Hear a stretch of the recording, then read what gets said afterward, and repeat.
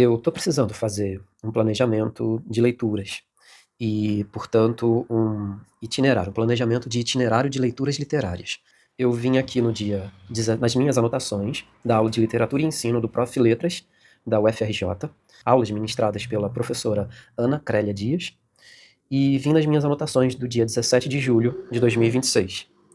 Essa foi a aula número 12 do Prof. Letras. Aí a professora disse o seguinte, que a construção de um planejamento de leituras deve levar em conta, em primeiro lugar, o conhecimento do contexto. Por quê? Para podermos saber também o quanto a gente precisa ousar. Por isso, Paulo Freire é importante, pois começa por onde está o pré-requisito. A literatura sempre está em lugar de litígio, de luta, no sentido de que sempre precisamos lutar para que possamos inserir a literatura nas aulas de língua portuguesa. Aí aqui na parte de contexto da sala de aula dos alunos, ela disse o seguinte, a professora: o perfil social, os pré-requisitos, se temos acervo, se temos ou não acesso a esse acervo, se os estudantes são alfabetizados, se são neurodivergentes. Então, na hora de começarmos a construção de um planejamento de leituras, devemos levar, em primeiro lugar, em consideração o conhecimento desse contexto, que eu acabei de explicar. Em seguida, como número 2, o segundo tópico, a professora explicou o seguinte: pensar na escolha do corpus. Então, em primeiro lugar, a gente parte do conhecimento do contexto e depois a gente pensa na escolha do corpus. Começa pela obra desafiadora. A partir da obra desafiadora se constrói o itinerário. A professora também disse, na aula, que obra desafiadora não significa necessariamente que o livro é grande, tem muitas páginas. Não significa necessariamente isso, não. E a partir da obra desafiadora se constrói o itinerário. A partir dela, porque ela é o eixo. A palavra que resta, Dias Felizes, tinham em comum as relações com a escrita e a escrita.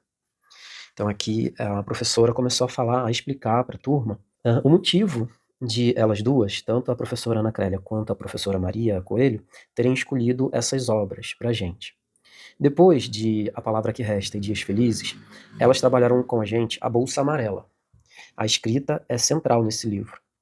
Em seguida, Se Deus Me Chamar Não Vou, também trabalha a escrita. E depois, O Bife e a Pipoca. Bom, aí ela explicou que o título da obra se põe em itálico. Parte da obra se coloca entre aspas, na hora de fazer referências bibliográficas.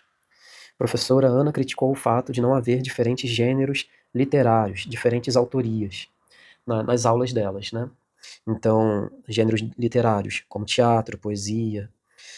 E depois ela disse que no planejamento, o planejamento tem sempre intencionalidade. E isso é um pressuposto, termos uma intenção na hora de elaborarmos o planejamento de leituras. Ela disse que esse itinerário prevê as leituras que estão sendo feitas por todos. É o circuito obrigatório. Ruim é jogar na cabeça e não conversar. Faríamos um circuito paralelo. Então, nossa turma iria fazer um circuito paralelo se houvesse tempo. É a formação da autonomia para os mais diversos fins que o leitor ou aluno quisesse. E esse circuito paralelo tem a intenção de fazer com que os alunos caminhem rumo à autonomia. Leitura em voz alta. Ana desaconselha interromper a leitura para comentar, a fim de que os alunos possam vivenciar a experiência da concentração. Não devemos perder muito tempo discutindo o título. A leitura em voz alta é um milagre. O processo de leitura é formativo e tem adesão. Teresa Colomé está na base. A obra desafiadora não necessariamente precisa começar por ela. Recepção síncrona. Todos estão recebendo o mesmo conteúdo ao mesmo tempo.